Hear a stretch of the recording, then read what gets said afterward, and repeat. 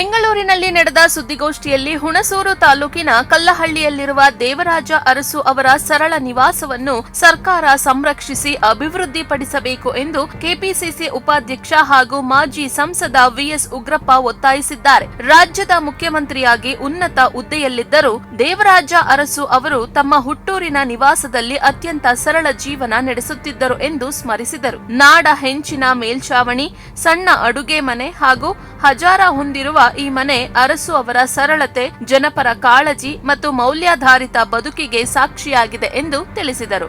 ರಾಷ್ಟ್ರ ಕಂಡಂತ ಅತ್ಯಂತ ಅಪರೂಪದ ರಾಜಕಾರಣಿ. ಕರ್ನಾಟಕ ರಾಜ್ಯವನ್ನ ಸುಮಾರು 8 ವರ್ಷಗಳ ಕಾಲ ರಾಜ್ಯದ ಮುಖ್ಯಮಂತ್ರಿಯಾಗಿ ಜನಪರವಾದಂಥ ಕಾಳಜಿಯನ್ನು ಮತ್ತು ಕಾರ್ಯಕ್ರಮಗಳನ್ನು ತೋರಿದಂಥ ಸನ್ಮಾನ್ಯ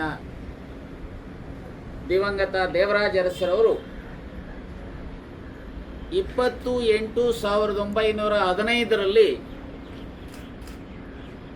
ಮೈಸೂರು ಜಿಲ್ಲೆಯ ಹುಣಸೂರು ತಾಲೂಕಿನ ಕಲ್ಲಹಳ್ಳಿಯಲ್ಲಿ ಅವರು ಜನ್ಮವನ್ನು ತಾಳಿದರು.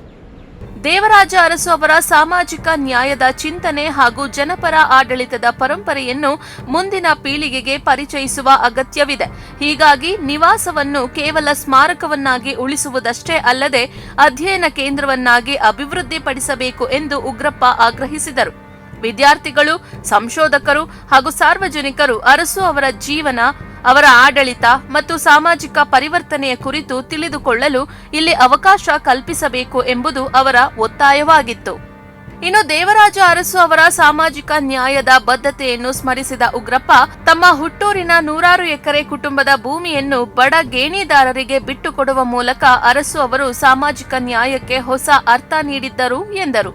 ಭೂ ಸುಧಾರಣೆ ಸೇರಿದಂತೆ ಹಲವು ಜನಪರ ಕ್ರಮಗಳ ಮೂಲಕ ಸಮಾಜದ ದುರ್ಬಲ ವರ್ಗಗಳಿಗೆ ಅವಕಾಶ ಕಲ್ಪಿಸಿದ ಅರಸು ಅವರ ದೂರದೃಷ್ಟಿ ಇಂದಿಗೂ ಪ್ರಸ್ತುತವಾಗಿದೆ ಎಂದು ತಿಳಿಸಿದರು. ಅವರು ರಾಜ್ಯದ ಮುಖ್ಯಮಂತ್ರಿಗಳಾದ ಮೇಲೆ ಕೊಟ್ಟಿದ್ದಂಥ ಆಶ್ವಾಸನೆಗಳನ್ನು ಪ್ರಮುಖವಾಗಿ ಸಾಮಾಜಿಕ ನ್ಯಾಯದ ಹಿನ್ನೆಲೆಯಲ್ಲಿ ಜನರಿಗೆ, ಶೋಷಿತ ವರ್ಗಕ್ಕೆ, ವಿಶೇಷವಾಗಿ SCಗಳಿರ್ಬೋದು, STಗಳಿರ್ಬೋದು, OBCಗಳಿರ್ಬೋದು, ಬಡವರಿಗೆ ಅವರಿಗೆ ಸಹಾಯಹಸ್ತವನ್ನು ನೀಡತಕ್ಕಂಥ ದೃಷ್ಟಿಯಿಂದ LG ಅವನೂರವರ ಒಂದು ಆಯೋಗವನ್ನು ಮಾಡಿ ಈ ವರ್ಗಗಳ ಸ್ಥಿತಿಗತಿಗಳನ್ನು ಸಾಮಾಜಿಕವಾಗಿ, ಶೈಕ್ಷಣಿಕವಾಗಿ, ಆರ್ಥಿಕವಾಗಿ ಇರತಕ್ಕಂಥದನ್ನು ಅಧ್ಯಯನ ಮಾಡಿ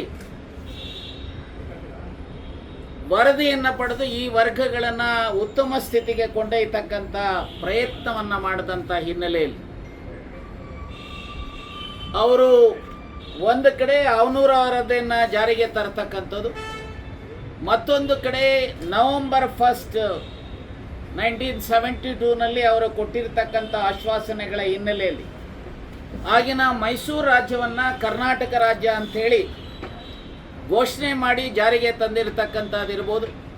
ಹಾಗೆ 1/3/1974 ಯಾರು ಉಳುವನಿಗೆ ಭೂಮಿ ಅನ್ನುವಂಥ ಏನು ಆಶ್ವಾಸನೆ ಕೊಟ್ಟಿದ್ರು, ಆ ಉಳ್ಳವರ ಜಮೀನನ್ನು ಯಾರು ಗೇಣಿ ಮಾಡ್ತಾ ಇದ್ರು ಅವರಿಗೆ ಗೇಣಿ ಕೊಡ್ತಕ್ಕಂಥ ಕೆಲಸವನ್ನ ಮಾಡಿ.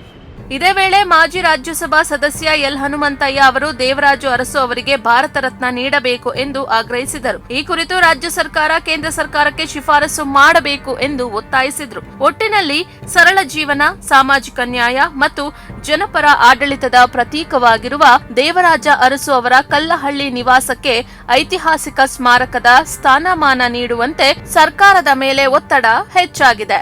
ಬಿಂದು ಬೋಸಮ್ಮ, ಪ್ರಗತಿ ಟಿವಿ, ಬೆಂಗಳೂರು.